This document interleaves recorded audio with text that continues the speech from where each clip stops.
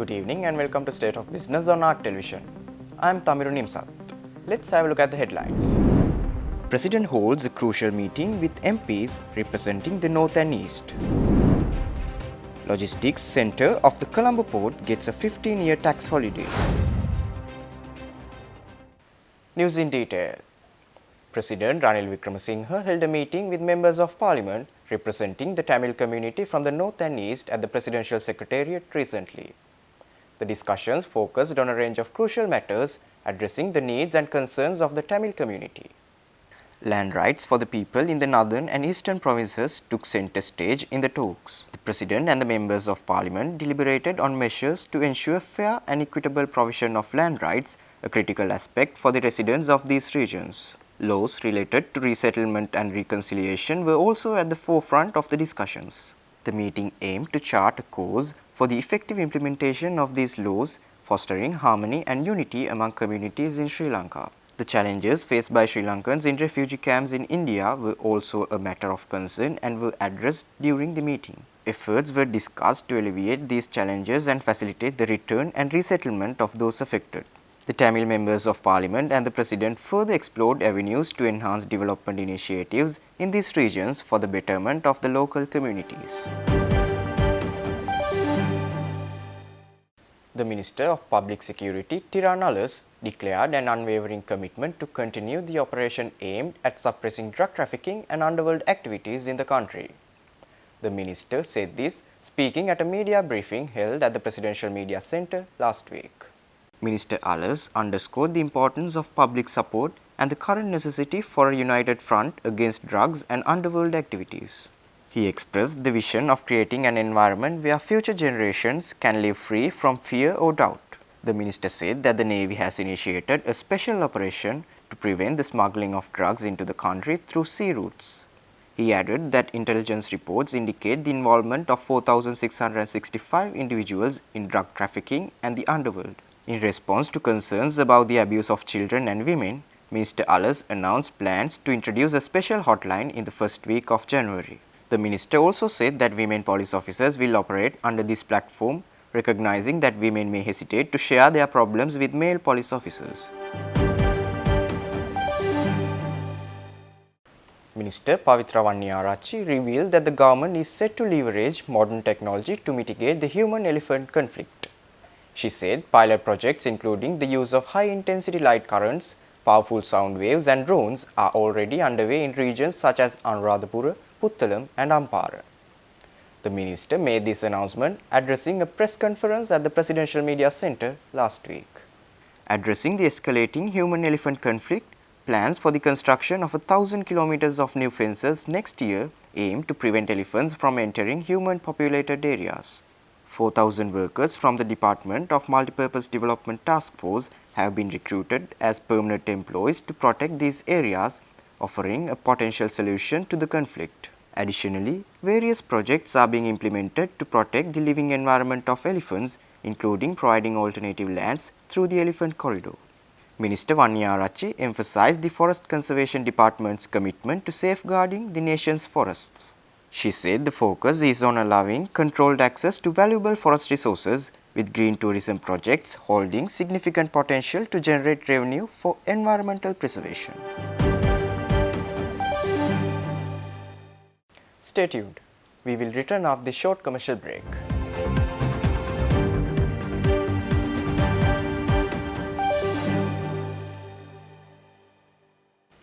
Welcome back after the break.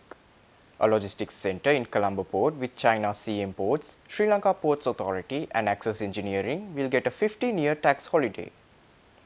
A gazette notification by the government also announced that taxes on dividends will be exempt for the 16 years.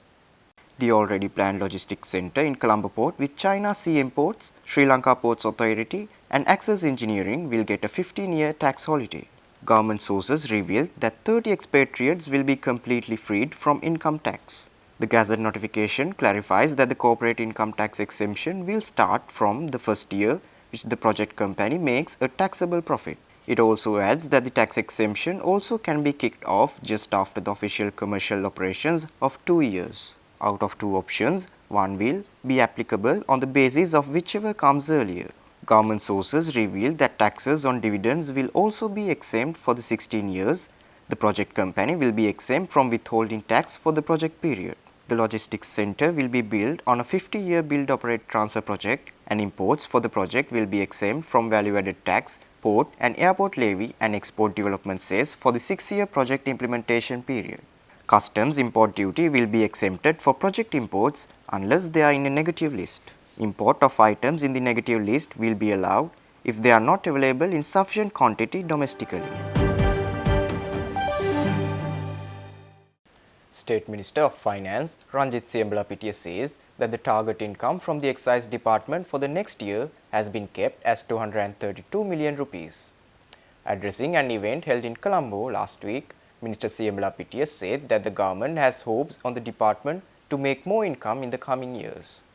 ඔබතුමාලා දිහා මුළු සමාජයේම බලා ඉන්නවා මේ ආදායම් ප්‍රවර්ධන නිලධාරීන් දිහා බලන්නේ 225 දිහා වගේ තමයි. ඒ නිසා හැම විටකම තාමත්ම කල්පනාවෙන් තමන්ගේ රාජකාරියේ යෙදෙන්න අපි හැම විටකම ඔබතුමාලාගේ අවස්ථා ගැරි රජයක් හැටියට පෙනී සිටිනවා. ඉතින් රාජ්‍ය ආදායම් වර්ධනය කර ගැන අපි විශාල අභියෝගයක ඉන්නවා. අපි 7.4ක ඩොලර් දේශීය නිෂ්පාදන සාපේක්ෂව රාජ්‍ය ආදායමක් ලබලා එහි ප්‍රතිඵලයේ හැටියට ඇතුළු තත්ත්වය ඔබතුමාලා දැක්කා. 7.4ක් අරගෙන 19ක් වියදම් කරන්න අපි විද්‍යාවක් කරන්න ගියා. එහෙම විද්‍යාව කරන්න බෑ. අර ඉතුරු ටික හොයන්න වෙන්නේ එක්කෝ ණයට අරගෙන නැත්නම් මුදල් අච්චු ගහලා අපිට එක වතාවක ණයට ගන්න කවුරුත් නැහැ ණයට දෙන්න. අපි බංකොලොත් මුදල් අච්චු ගහන එකේ සීමාව ඉක්මවා ගිහිල්ලා. මෙන්න ඇති වුණ අර්බුදය. රටේ බඩුත් නැහැ, මිලදී ගන්නත් බෑ, සාමයක් නැහැ, පාලනයක් නැහැ.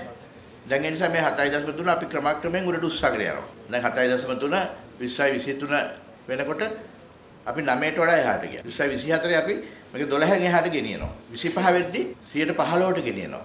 එදාට අපිට කියන්න පුළුවන් අපි ශක්තිමත් ආර්ථිකයක් තියෙන තැනකට ළඟා වෙලා තියෙනවා කියලා. President Secretary Saman Ekanayaka issued clear directives to expedite the implementation of the Agricultural Modernization Program in a meeting held at the President's office recently. Emphasizing the need for tangible results and learning from past interruptions in agricultural initiatives, Ekanayaka urged comprehensive guidelines for effective execution. Ekanayaka highlighted a proactive approach to swiftly address any challenges that may arise during the program's implementation. He assured that issues would be promptly communicated to relevant line agencies for resolution. Revealing strategic decisions at the national level, Ekanayaka disclosed plans to establish an Agricultural Innovation Secretariat office. During the discussion, Senior Professor Gamini Senanayaka offered insights into the current agricultural challenges faced by Sri Lanka. Dr. R.H.S. Samarthunga, the Presidential Advisor on Economic Affairs, emphasized that the necessary allocations have been secured through the Presidential Secretariat for enhancing agricultural productivity in 2024. Provincial Chief Secretaries, heads of line agencies, district secretaries and divisional secretaries participating in the selected program areas actively engaged in this discussion. Stay tuned for the stock update.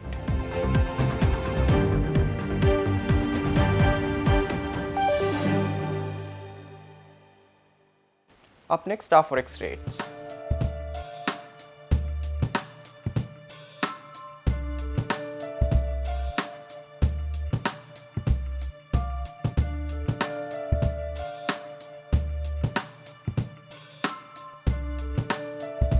That's all our news for today.